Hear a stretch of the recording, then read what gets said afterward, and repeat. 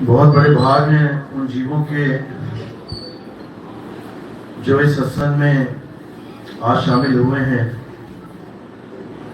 क्योंकि ये मूल ज्ञान जल्दी किसी को पूरे जीवन में सुनने को नहीं मिलता।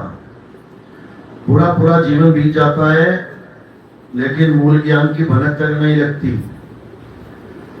पूरा जन्म सत्संगों में, मंदिरों में, मस्जिदों में, गुरुद्वारों में बीत जाता है, लेकिन इस आत्मज्ञान की बिल्कुल झलक नहीं मिल पाती।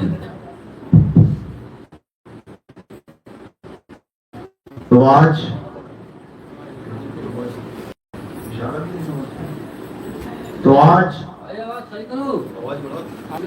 जो सत्संग होने जा रहा है यहाँ पे, इसको आपने ध्यान से समझना है। अगर ये सत्संग आपको समझ में आ गया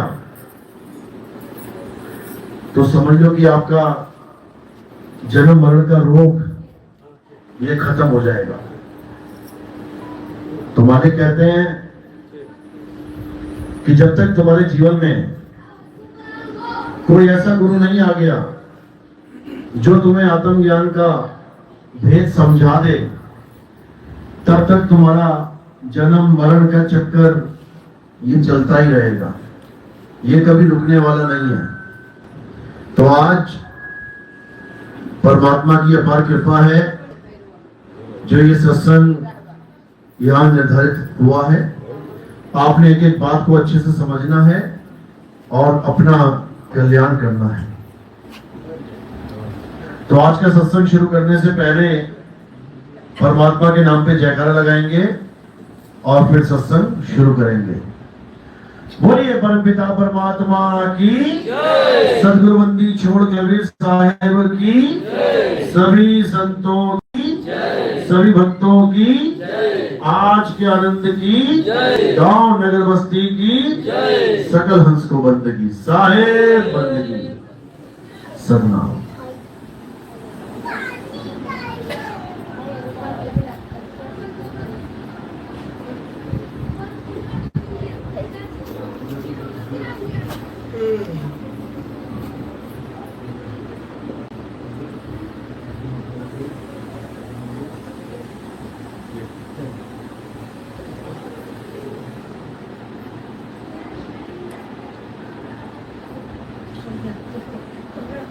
तो हमारे जीवन का जो लक्ष्य है, इस इंसान जन्म का जो लक्ष्य है, हमें वो जानना है।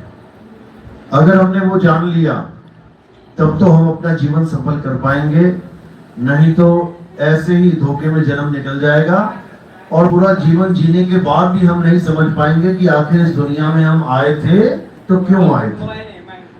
ये जो जीव है ये अंत समय में रोता क्यों है, कारण क्या है, परेशान क्यों होता है, कारण क्या है? कारण यही है कि इसको पता ही नहीं है मैं करने क्या आया हूं, और उसके अलावा सब कुछ करके जा रहा होता है। मकान बना लिया, दुकान बना लिया, बीवी बच्चे बना लिए, रिश्तेदार सगे संबंधी बना लिए, सब कुछ कर लिया, बड़े बड़े औहदों पे आ गया, कोई डीएसपी बन गया, कोई एमपी बन गया, कोई एमएलए बन गया, कोई पीएम सीएम बन गया, लेकिन अंत समय में हालत खराब। कारण क्या है? क्यों? क्योंकि जो काम करने आया था वो काम नहीं कर पाया, उसके अलावा सब कुछ कर लिया, A to Z कर लिया, कोई कमी नहीं छोड़ी, लेकिन अंत में हालत खराब है। कारण वो उस काम को नहीं कर पाया जिसके लिए ये इंसानी जन्म मिला था। अब वो काम है क्या? क्या करें कि अपना जन्म सफल हो पाए? किसी से पूछो आप, किसी से भी इस दुनिया में, कि भाई इस दुनिया में क्यों आए हैं, क्या बताएगा? इस दुनिया में आए हैं खाने पीने के लिए, आए हैं मौज मस्ती के लिए, आए हैं खाओ पियो मजे करो, एक दिन तो चले ही जाना है। कैसे आए हैं? बिल्कुल नहीं। इससे आगे का ज्ञानी मिल जाता है कोई, अब उससे पूछो क्या करने आए हैं, अब वो क्या बोलेगा? इस दुनिया में आए हो, एक बार के लिए आए हो, अपना नाम करो, कोई बड़ा काम करो, महान बनो, समाज सेवा करो, मान हो, तुम्हारे जाने के बाद लोग तुम्हें याद करें। आए थे क्या? क्या इससे जन्म सफल हो जाएगा? नाम हो गया, बैनर छप गए, गली गली में पोस्टर लग गए, इससे क्या जन्म सफल हो गया? बिल्कुल नहीं। इससे बड़ा कोई ज्ञानी मिल गया, उससे पूछो क्या करने आए थे, क्या बोलेगा? कहेगा राम राम करो, मंदिर जाओ, पूजा पाठ करो, हवन यज्ञ करो। मुसलमान है तो 5 टाइम की नमाजें पढ़ो, अल्लाहू अकबर करो। सिख हो तो वाहिगुरु वाहिगुरु करो, गुरुद्वारों में जाओ। ईसाई है तो चर्च में जाओ, हालेलुया करो। इससे क्या होगा? जन्म सफल हो जाएगा क्या? इससे भी जन्म सफल होने वाला नहीं है। तो सफल किससे होगा? उसको जानना है। किससे होगा? आत्म ज्ञान से होगा। आत्म ज्ञान से। कृष्ण जी गीता में समझा रहे हैं कि हे अर्जुन, इस दुनिया में 2 प्रकार के तत्व हैं, एक असत्य, एक सत्य। असत्य क्या है? जो भी जन्मता और मर जाता है वो असत्य है। जो पल पल बदलता है वो असत्य है। जो सदा एक सा नहीं रहता वो असत्य है। अब अगर कोई ऐसे तत्व की पूजा करे जो पैदा होता है और मर जाता है, जो पल पल बदलता है, जो सदा एक सा नहीं रहता, तो वो किसकी पूजा कर रहा है? असत्य। और अगर वो असत्य की पूजा करते हुए जीवन को बिता रहा है, इसका मतलब अब सत्य मिलने वाला नहीं है। क्यों? सारा ध्यान असत्य में लगा लिया, सारे भाव असत्य से जोड़ लिए, सारा पूजा पाठ का सामग्री जो भी है असत्य पे लुटा दी, सारा जीवन का समय असत्य को दे दिया। अब सत्य कहां मिलेगा? अब नहीं मिलने वाला। तो दूसरा तत्व क्या है? हे अर्जुन, दूसरा तत्व सत्य है। अब सत्य क्या है? सत्य वो है जो ना तो कभी जन्मता और ना ही कभी मरता है। सत्य क्या है? जो कभी बदलता नहीं है, सदा एक रस अखंड अविनाशी है, वही सत्य है। और जब तक वो सत्य हमारे जीवन में नहीं आया, तब तक हमारा जीवन सफल नहीं हो सकता। तो क्या है असत्य, क्या है सत्य? उदाहरण के साथ समझेंगे और क्लियर हो जाएगा। असत्य वो है जो जन्मता और मरता है, यानी पूरे विश्व में क्या जन्म रहा और मर रहा है? शरीर। देखो सब जन्म लेके बैठे और एक दिन सब मर जाएंगे, सबके शरीर खत्म हो जाएंगे। तो जन्मता और मरता है वो कौन है? शरीर। किसका शरीर? मेरा शरीर, सबका शरीर, A to Z। चाहे वो छोटे से छोटा जीवाणु विषाणु क्यों ना हो, चाहे वो बड़े से बड़ी व्हेल मछली क्यों ना हो, चाहे वो छोटा सा एक इंसान क्यों ना हो, चाहे बड़े से बड़ा भगवान क्यों ना हो, सबके शरीर असत्य हैं। क्यों? क्योंकि ये जन्मते और मरते हैं और पल पल बदलते हैं। कोई भी शरीर देख लो, बचपन में कितना सा होगा? छोटा सा। जैसे ही पैदा हुआ धीरे धीरे बढ़ना शुरू हो जाएगा, यानी बढ़ रहा है, इसका मतलब असत्य है। क्योंकि जो बढ़ रहा है वो एक दिन घटेगा भी। तुम अपना शरीर देख लो, छोटे से बच्चे थे 2, 4, 5 किलो के, आज कितने किलो के हो गए? 50, 60 किलो के, 70 किलो के। अब धीरे धीरे बुढ़ापा आएगा ना, अब सूखने लग जाओगे और पतले हो जाओगे और मरियल हालत हो जाएगी। यानी बदल रहे, जो बदल रहा है वो क्या है? असत्य है। यानी शरीरों की पूजा करने वाले असत्य की पूजा करते जीवन बिता देते हैं। उनको पता ही नहीं लगता कि हम सच की पूजा कर रहे हैं या नहीं। और क्या असत्य है? ये जितने भी योनियों में आप देख रहे हो, चूहा, बिल्ली, हाथी, घोड़ा, ये पेड़ पौधे, इनकी भी पूजा हो रही है। ये भी क्या है? शरीर हैं। चींटी का शरीर, हाथी का शरीर, सांप का शरीर, घोड़े का शरीर, गाय का शरीर, शरीरों की पूजा चल रही है। पीपल क्या है? शरीर है। पेड़ है। तुलसी क्या है? शरीर है, पौधा है। आज हरी है, कल पीली हो जाएगी, आज गीली है, कल सूख जाएगी, आज खड़ी है, कल ढह जाएगी। यानी ये भी सत्य नहीं है। अगर तुम इसकी पूजा करते जीवन बिता गए तो समझ लो कि असत्य की पूजा करते रह गए। तो असत्य क्या है? जो जन्मता है, मर जाता है, जो पल पल बदलता है, सदा एक सा नहीं रहता है। अब मंत्रों में आ जाते हैं, मंत्र सत्य है या असत्य है? कई लोग कहते हैं एक तू सच्चा, तेरा नाम सच्चा। भगवान को कहते हैं एक तू सच्चा और तेरा नाम सच्चा। देख लेते हैं सच्चा है कि नहीं। कोई भी नाम है, कोई भी मंत्र है, अगर वो बदल रहा है, इसका मतलब सत्य नहीं है। क्यों? क्योंकि बदलने वाली चीज कभी सत्य नहीं। तो अपने अपने भगवान को, अपने अपने इष्ट को सत्य मान के अब देख लेते हैं उनका नाम सच्चा है कि नहीं है। हमारा इष्ट है कबीर, हमारा पंथ कौन सा है? कबीर। देख लेते हैं कबीर नाम सच है कि झूठ है। अगर ये बदल गया तो ये सत्य नहीं हो सकता, और अगर ये सत्य नहीं है तो इसको तुम कितना ही जप लो, तुम झूठ की पुजारी बने रहोगे। अभी देख लेते हैं चेक करके, क्योंकि मीटर हमारे पास है। तो कबीर नाम अगर कोई सोचता है कि कबीर कबीर जपना सत्य है, या राम राम जपना सत्य है, या वाहेगुरु वाहेगुरु जपना सत्य है, अगर नाम बदल जाए तो वो सत्य नहीं हो सकता। कबीर पे आ जाते हैं, देखो कबीर,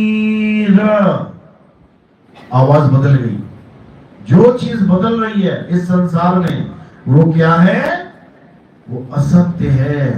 गीता में यही समझाया गया है। अध्याय 2 16वां श्लोक यही समझाया है कि जब तक तत्वदर्शियों के द्वारा बताए हुए असत्य और सत्य तत्व का कोई निर्णय नहीं कर लेता, तब तक वो भक्ति कर ही नहीं सकता। वो झूठ की भक्ति करता रह जाएगा।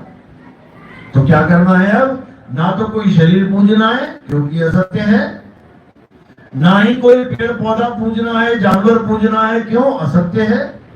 ना ही कोई मंत्र जपना है, क्यों? असत्य है। तो करना क्या है? सत्य को जानना है। सत्य क्या है? तो गीता में क्या समझाया गया? हे अर्जुन, सत्य केवल एक है। पूरे विश्व के लिए सत्य कितने हैं? एक है। और वो सत्य क्या है? हे अर्जुन, हे अर्जुन, आत्मा ही सत्य है।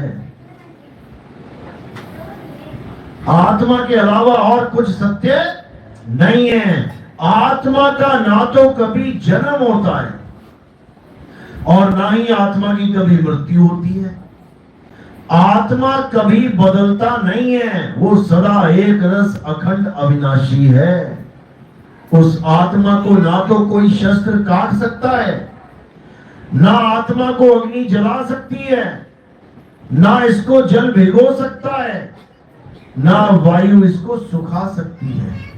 आत्मा को कोई कुछ कर ही नहीं सकता। हे अर्जुन, अगर इस पूरे संसार में कुछ पूजनीय है तो वो क्या है? आत्मा ही है। इसलिए हमने क्या करना है? हमने इस संसार में दिखाई देने वाली हर वस्तु को नहीं पूजना है। दिखने वाली वस्तु क्या है? माया है। जो दिख रहा है तुम्हें क्या है? माया है। जो दिखे सो माया संतो, जो दिखे सो माया। ये तन मन ये सब क्या खेल है? ये माया का खेल है। ये 3 गुण 5 तत्व 25 प्रकृतियां क्या है? ये माया का खेल है। और सत्य क्या है? आत्मा ही सत्य है। आत्मा को जानना है। तो कैसे जानेंगे आत्मा को? हे अर्जुन, अगर तुम आत्मा को जानना चाहते हो, अगर तुम सत्य को जानना चाहते हो तो क्या करना है? अध्याय 4 34वां श्लोक क्या कह रहे हैं? हे अर्जुन, आत्मा को जानने के लिए तुम ऐसे तत्वदर्शी संत की शरण में जाओ जिसने आत्मा का ज्ञान प्राप्त कर लिया है। जो आत्मा को जान गया है, जिस पर आत्म कृपा हो गई है, वही तुम्हें तुम्हारे आत्म तत्व का स्वरूप का ज्ञान दे सकता है। तो करना क्या? उसके पास जाके, कहते हैं उसके पास जाके दंडवत प्रणाम करके सेवा भाव से विनय हाथ कर जोड़ के फिर क्या करना है? उनसे आत्मा का भेद समझना है, उनसे ज्ञान प्राप्त करना है, छल कपट से रहित होकर उनसे ज्ञान प्राप्त करना है, तब जाकर तुम सत्य को प्राप्त होगे। एक बार सत्य प्राप्त हो जाने पर तुम्हें कभी असत्य तुम्हारे ऊपर भारी नहीं पड़ेगा, तुम कभी असत्य को प्राप्त नहीं होगे, क्योंकि तुम्हें समझ में आ जाएगा कि आखिर सत्य है क्या, और सत्य सबके लिए एक है। तो उसी आत्मा का जिक्र सारे संतों ने, सारे जितने भी ग्रंथ हैं हमारे, उसमें लिखा हुआ है, लेकिन कोई पढ़ के बता नहीं रहा, पढ़ रहा है तो समझ में नहीं आ रहा। इसलिए आत्मा को छोड़कर हर चीज की पूजा कर ली गई हमारे धर्म में। देख लो किस किस की पूजा हो रही है।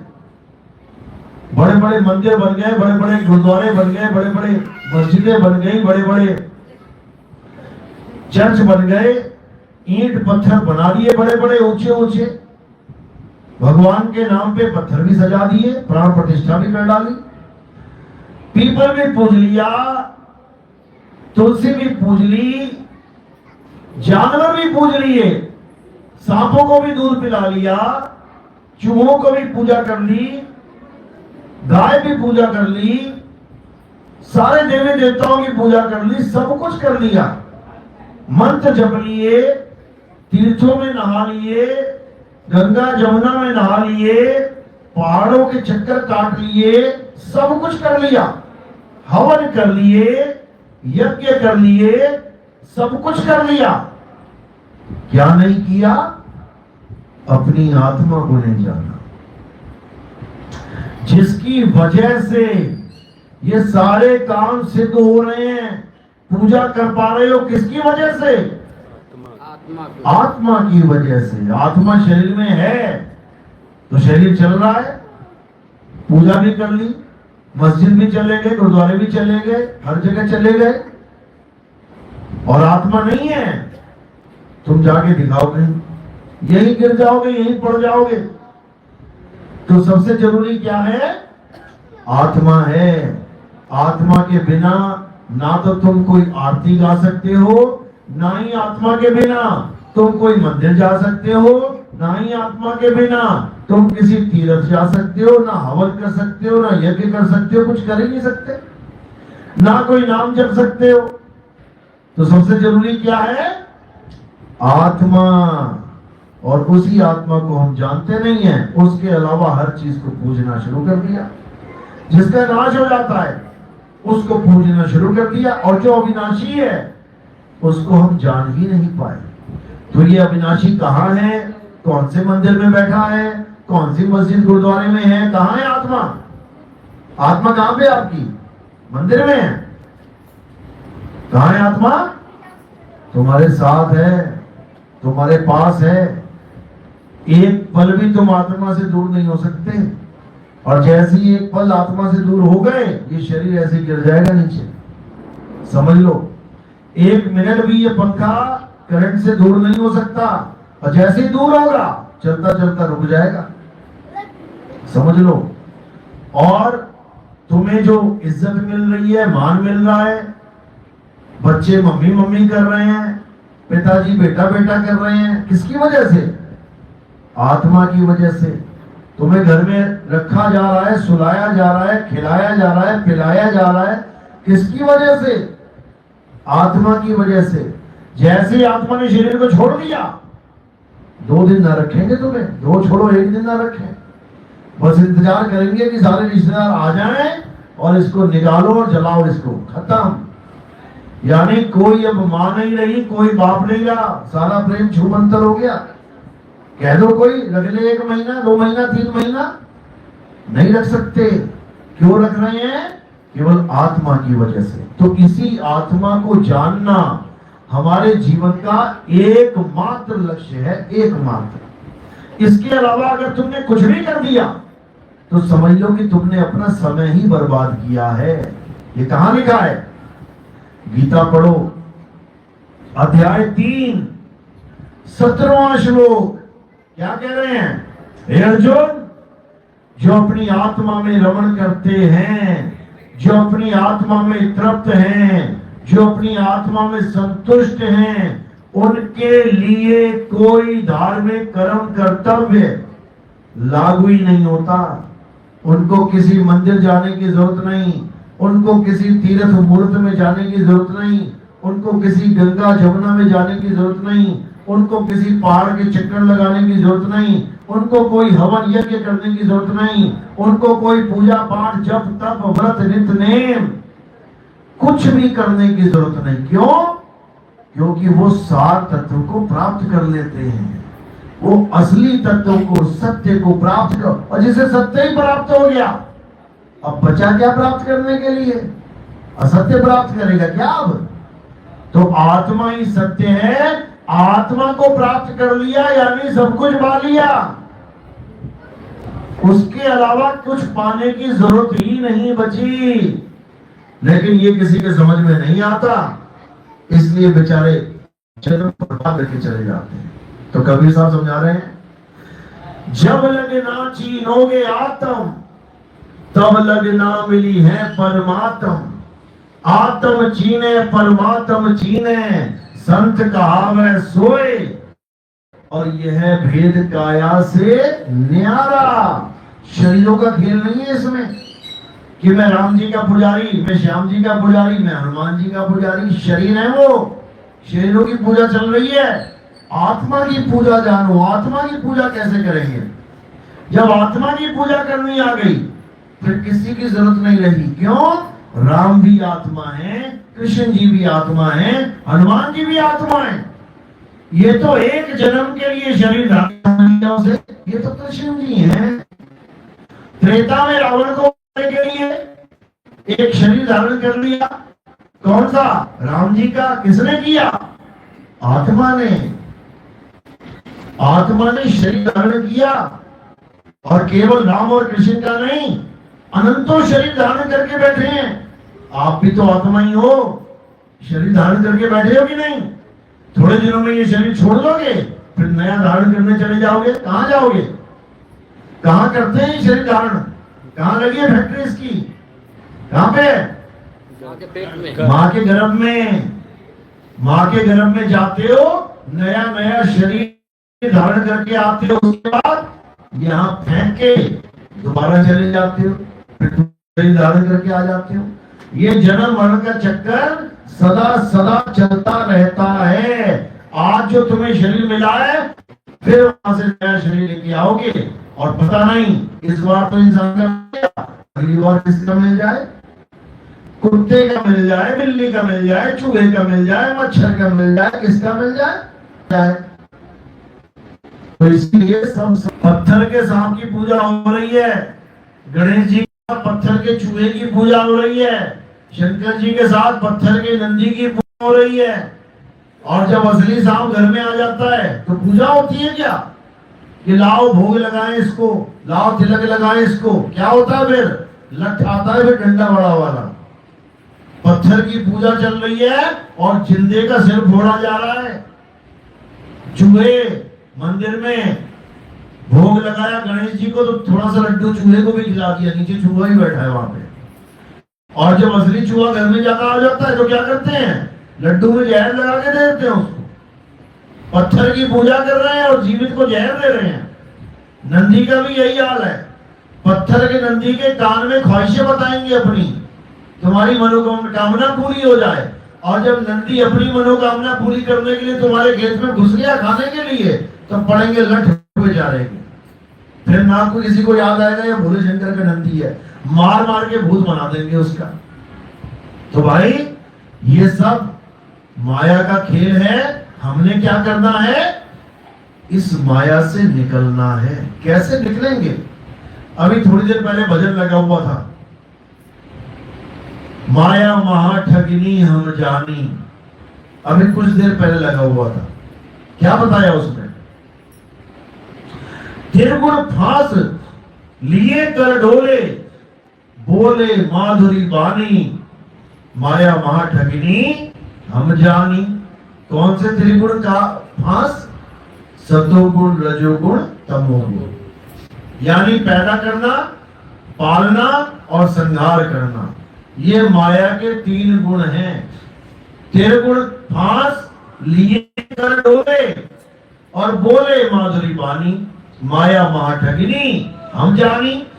अब कह रहे केशव के कमलावन बैठी, शिव के भवन भवानी, माया महाठगिनी हम जानी।